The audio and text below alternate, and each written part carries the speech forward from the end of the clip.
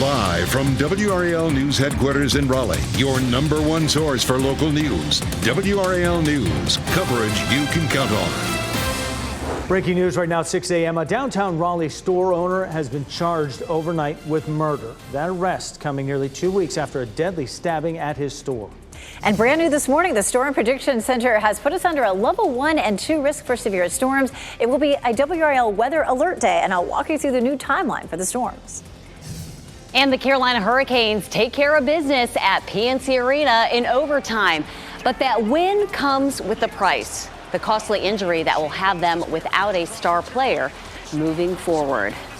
So the Canes now leading the series 2-0. We'll let you know how long they'll be without their star player as far as that status goes. Good morning, everyone. It is 6 o'clock. A lot to tell you about on this Thursday. I'm Renee Chu. And I'm Jeff Home. Good to have you with us here, making us part of your routine here. We get to Elizabeth Gardner in the WRAL Severe Weather Center right now with some brand new information from overnight as well. Yeah, this is new this morning. An update from last night. We have a WRAL weather alert day for Saturday with a level 1 and 2 risk for severe storms. It's a level 1 from the Triangle area west and level 2 in our eastern counties. Damaging winds will be our biggest threat, but especially in that level 2 area, we'll be watching closely for any tornadoes that could pop up. They would be isolated. The new timeline for the storms likely to be during the day on Saturday, and the storms may be out of our viewing area by sunset. This is a little bit earlier than we were looking at least 24 hours ago, and we'll walk through the exact timeline. But again, it looks like most of the rain will happen during the day, some light showers in the morning, and then thunderstorms developing right around or just after lunchtime.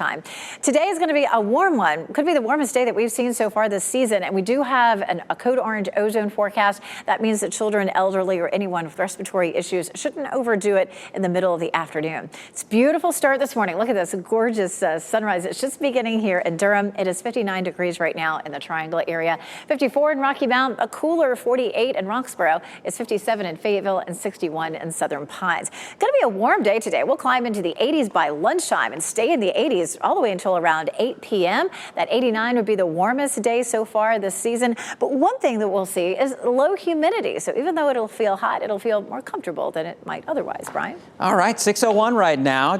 See, we take the live camera there on the north side of Durham at 85 at Duke Street. Looking good in both directions. No problem showing up on either side of 85 between Butner, Durham, all the way out toward Hillsborough. We're looking fine out there. And as we take a look around the rest of the Triangle, just check with Raleigh 911, and we have no crashes reported anywhere in Wake County. They are investigating some sort of a road hazard out at the intersection of Peace at St. Mary's, but not seeing any big delays with that one. Elsewhere, I-40 is looking good all the way through Wake County. Breaking news we're following. After midnight, Raleigh police announced an arrest in a deadly stabbing at a downtown Raleigh convenience store. Michael Grace is at Taz's Supermarket in the WRAL Breaking News Tracker. That is the store where this all happened. Michael? Yeah, that's right, Jeff. And this morning, 6-year-old Tyzir Zarka is in custody, and he's been charged with the murder of 27-year-old Mark Garrity. Now, we're also finding out from the Wake County Detention Center this morning that Zarka is going to first appear in court today at 2 p.m. He also does not have a bond. And if you also remember, this happened 2 weeks ago at Taz's. Witnesses say a fight broke out after Zarka accused Garrity of stealing, and Garrity was stabbed multiple times. Now, this arrest was made just hours before a rally planned for this morning. A group was planning to push for justice for Gary. Now that store owner is charged with his death. And again, we're still working to find out if that rally is still happening today. Live in Raleigh, Michael Grace, WRAL News. More breaking news. At least 2 people are dead after severe storms brought tornadoes to the Midwest overnight. That same system could reach us this weekend. Officials in Oklahoma confirmed after midnight both of the deaths took place in the town of Cole, south of Oklahoma City. Aerial video shows the destruction in that community. National Weather Service will also be on the ground today in the city of Shawnee, Oklahoma, to look for evidence of tornadoes there. New video overnight shows street lights down and heavy damage to businesses. Officials say an assisted living center needed to be evacuated during the storm. The same storm system also brought possible tornadoes to parts of Kansas. Take a look at this video of lightning over Chase County last night. Officials say large hail fell in some areas. Power is out for thousands of people there this morning. You can track the system as it heads our way with the WRAL weather app. It is free to download on Google Play and the Apple App Store. We're tracking several big votes today that could affect our state for years to come. That's the General Assembly building where this will take place. You're looking live at it right now. First off, a committee in the state Senate will look at a bill that would make it harder for hospitals to go after people who have medical debt. Another bill being considered today would overhaul how the UNC healthcare system is governed. It would also make new hires they're no longer eligible for the state pension fund. And hundreds of childhood advocates are gathering at the General Assembly to push for more investment in the early education system. WRAL's Naya Harden will show how that would work ahead in our next half hour. More arrests could be coming in the investigation into a deadly mass shooting at an Alabama Sweet 16 party. Authorities arrested 3 people in connection with the shooting. A 20-year-old man and 2 teenage brothers are now facing charges of reckless murder. Police say they're still in the early stages of the investigation into the shooting that happened Saturday night. And I'll be honest with you, the magnitude and the chaos of what went on for us, even in this amount of time, to have executed 3 custodial arrests is huge. And we very much anticipate that we will make more arrests. 4 people died and more than 30 others were hurt when gunfire erupted at a girls' Sweet 16 party.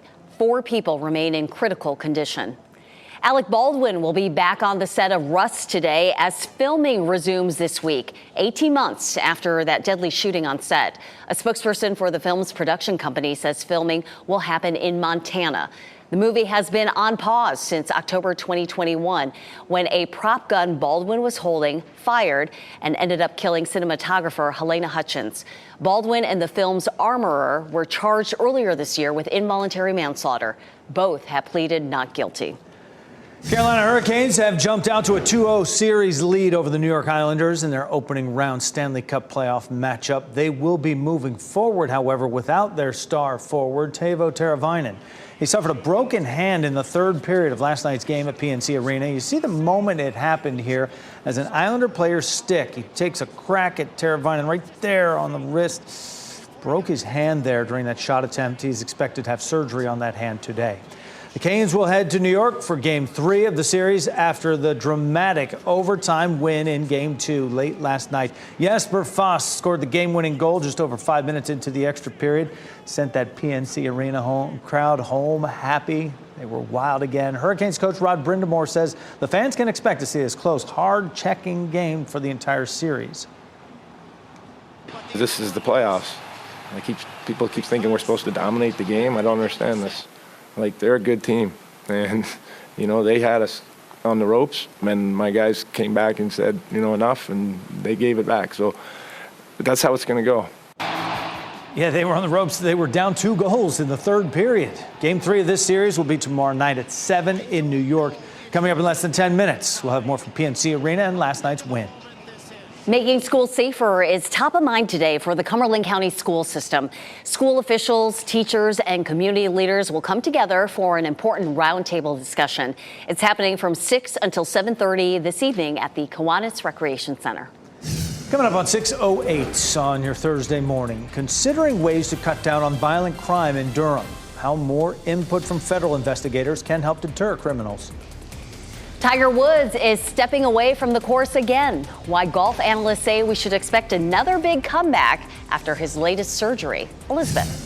And new this morning, we're under a level 1 and 2 risk for severe storms on Saturday. So it is now a WRAL weather alert day. In the meantime, today could be the warmest day that we've seen all season. I'll show you why it may not feel too hot out there, though, coming up. As you get into your car, tune to WRAL News Plus on your radio. In Raleigh on 99.3 FM. In Durham, 96.5 FM. And everywhere on 101.5 HD3.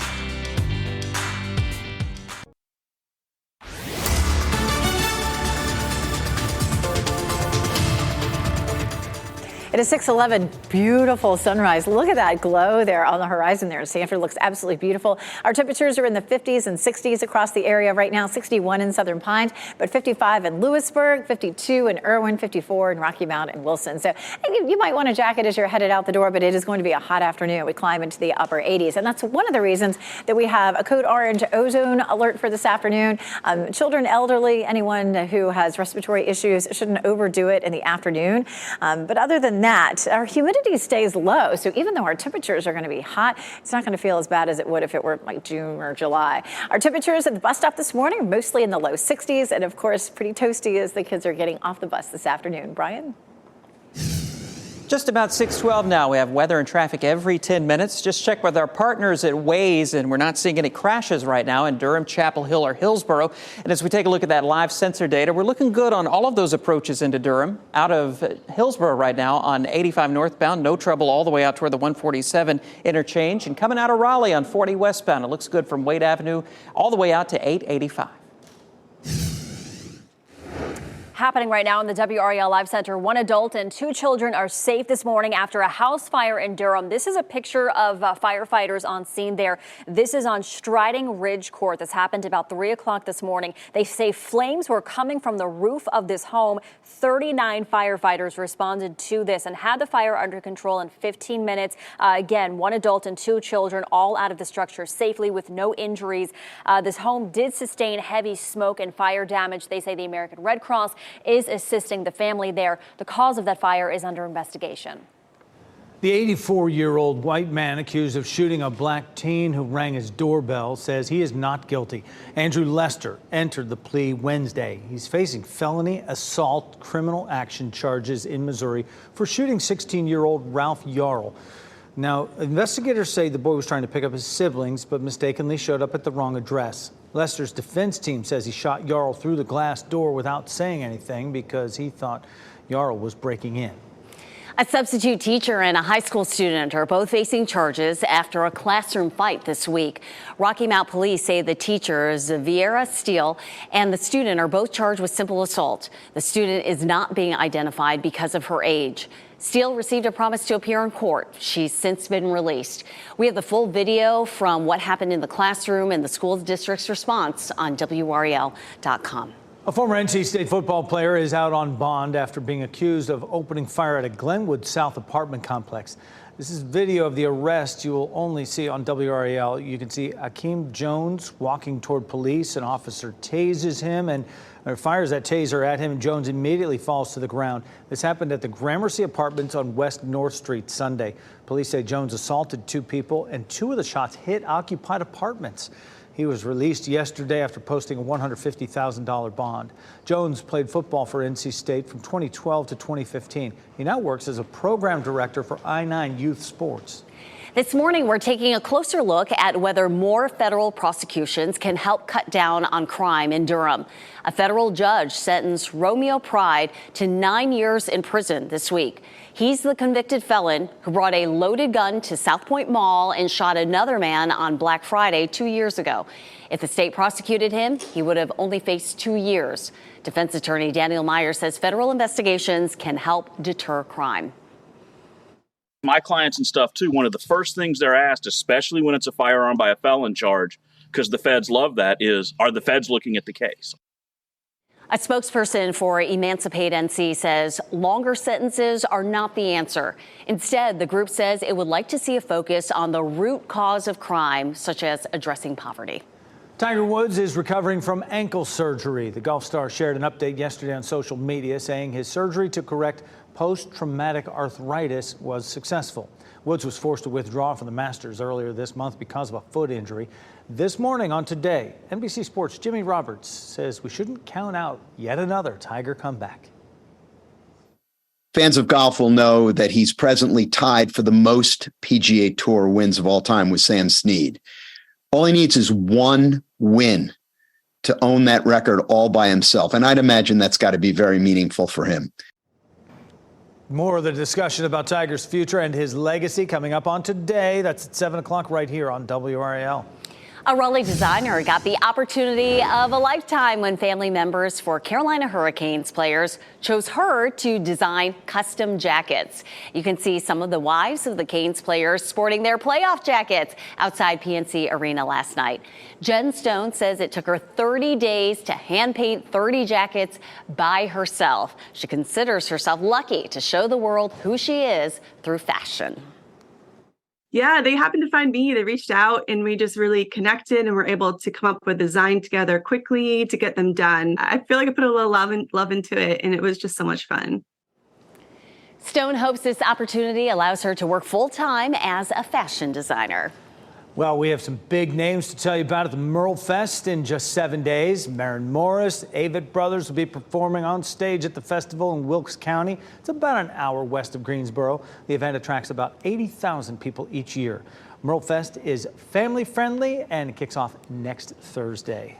Popular acts are there, you know, Reese Mayfield will be there, Elizabeth Gardner. We have seen Reese perform right here for us, and I know that's an act you're looking forward to. She's very excited. They have a kids showcase stage, and so she's going to have a couple of songs there, and so we're all thrilled about that. And Merle Fest is so much fun. I'm already trying to sneak a peek at the weather for next weekend, but the weather for this weekend, of course, is something that we're watching very closely. It is a WRAL weather alert day on Saturday. We have a level 1 risk from the Triangle area westward and a level 2 risk in our eastern counties.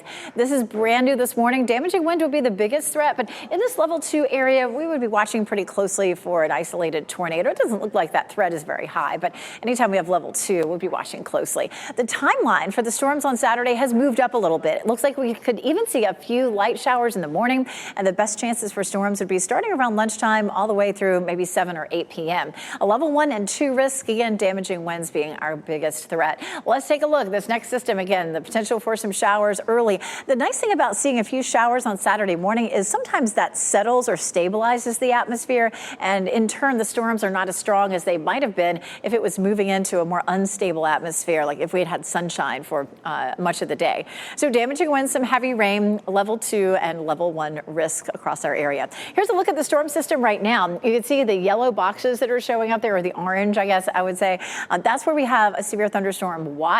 We've also had a number of severe thunderstorm warnings pop up overnight, even a few tornado warnings on the backside of that front back here across parts of Kansas. This will continue to push eastward, of course, and arrive here on Saturday. High pressure keeps us dry and beautiful for the next several days, but we'll walk through the timeline here. We'll stop it at 6 a.m. on Saturday. It's still dry at that point, but between 6 and 9, we start to see some showers pushing into the area, and then behind that, we begin to see the storms just beginning to pop up at lunchtime, but then starting to form a line closer to 2 or 3 in the afternoon. This is where we'd have the best chance of some of those severe storms from Raleigh eastward, and that will continue to push out at 6 p.m. It's almost out of the viewing area, and it's completely out of our region by 7 or 8 o'clock. Cooler air filters in behind that for Sunday. How much rainfall will we see? Probably an average of about a half an inch, but there could be some areas where those rainfall totals are a little bit higher. Earth Day Festival on Sunday. Behind the system, it's going to be beautiful and clear, low humidity, but cool. At 11 a.m., only 59 degrees, and at 3 o'clock, just 66. So it looks like we're going to be back to some sweater weather as we get into parts of the weekend. And those 60s will continue Monday through Wednesday, and Wednesday we'll have the chance again of an isolated shower. Brian? It is just about 6:20 now as we take a look at traffic. Start to see some delays building in the past few minutes on 40 westbound, right around the Clayton bypass. Not talking about big backups at this point, but about a 2-minute slowdown overall between 42 heading out toward the Beltline interchange. Just getting reports of a minor crash in southeast Raleigh at Barwell Road at Chastile Trail. Not seeing any big delays with that just yet. Around the rest of Wake County, our major routes are clear. Also looking good in Durham and Chapel Hill this morning as we take a live look at I-40 at 15501. Traffic looking fine in both directions. That eastbound trip from 15501 out to the Durham Freeway, all clear at the moment. Brian, thank you. Efforts to bar students who identify as transgender from girls' sports are moving forward in Raleigh. The input of former college swimming star is giving lawmakers as they debate the legislation. SpaceX will try again this morning to launch its biggest rocket yet. The mission that it hopes will one day lead to taking people as far away as Mars. Let's take a look at your winning lottery numbers. We'll be back talking about what's trending.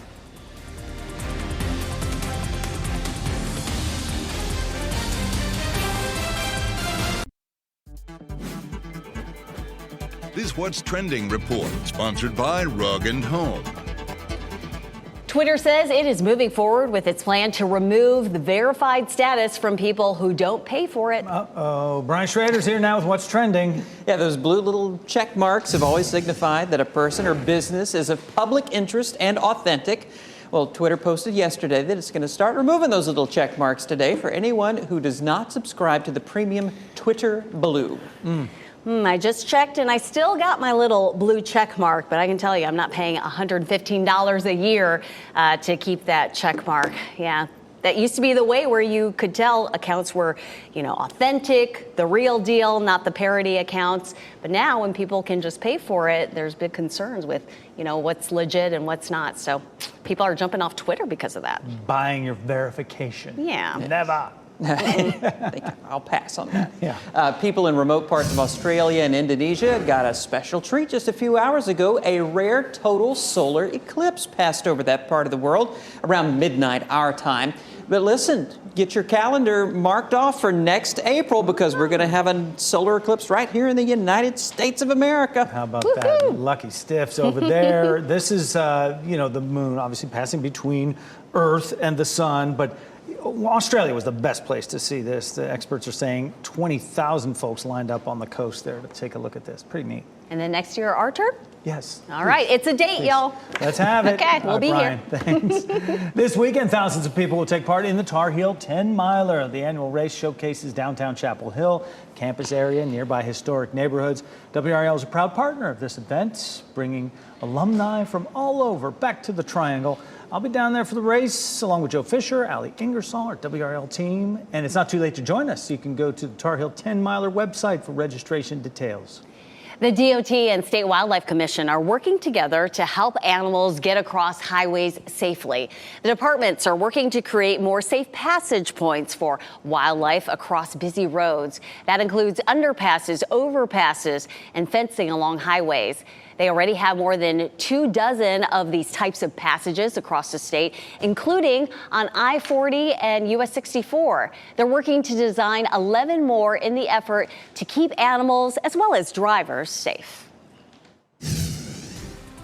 This morning, hundreds of educators and parents are going to be in downtown Raleigh. Coming up, we're going to tell you why they're here and what they want from state legislators.